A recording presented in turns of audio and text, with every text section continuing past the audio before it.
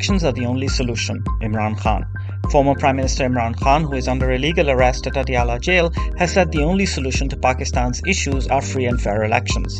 The chairman of Pakistan's largest federal democratic party said during a meeting with his lawyers that the country needs stability, and that will only come if transparent elections are held within the 90 days that the constitution requires. The former prime minister said, "Whenever elections are held, Pakistan Tehreek-e-Insaf will win with a clear majority because the nation now knows who loots the country and who is going to save the country." Mr. Khan condemned the caretaker prime minister's callous attitude, touring various countries at taxpayers' expense.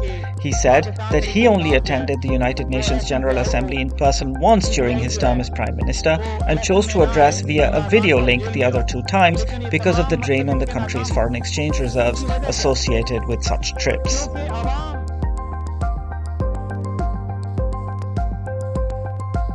Pakistan Tehreek-e-Insaf has strongly condemned terrorist attacks across the country, expressing deep grief and sorrow over the loss of precious lives and heartfelt sympathy and condolences to the affected families.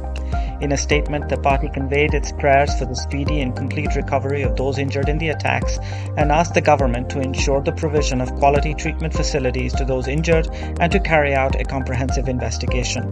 The statement said that the federal and provincial caretaker governments should focus on real threats like terrorism instead of political victimization and the oppression of innocent citizens. At least 53 people were killed and scores injured in a suicide blast near a procession marking the occasion of 12th Rabiul Awwal in Mastung, Balochistan. Additionally, 5 people were killed and 12 sustained injuries when 2 suicide blasts rocked a mosque in Khyber Pakhtunkhwa's Hangu district on Friday.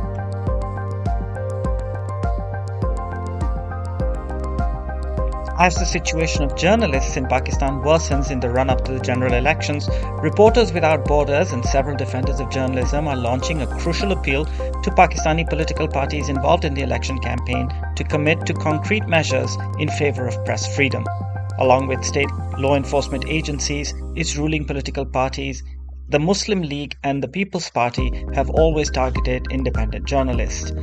Reporters Without Borders has said impunity for crimes against journalists and media is very high in Pakistan, which is among the 5 countries included in a pilot project of the United Nations Plan of Action on the Safety of Journalists and the issue of impunity.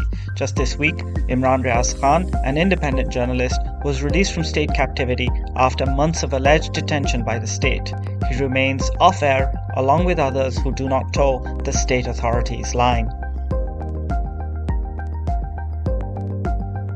A detailed report published by the New York Times says the United Arab Emirates is fueling the war in Sudan. The New York Times report says under the guise of saving refugees, the United Arab Emirates is running an elaborate covert operation to back one side in Sudan's spiraling war, supplying powerful weapons and drones, treating injured fighters, and airlifting the most serious cases to one of its military hospitals. The report cites a dozen current and former officials from the United States, Europe, and several African countries.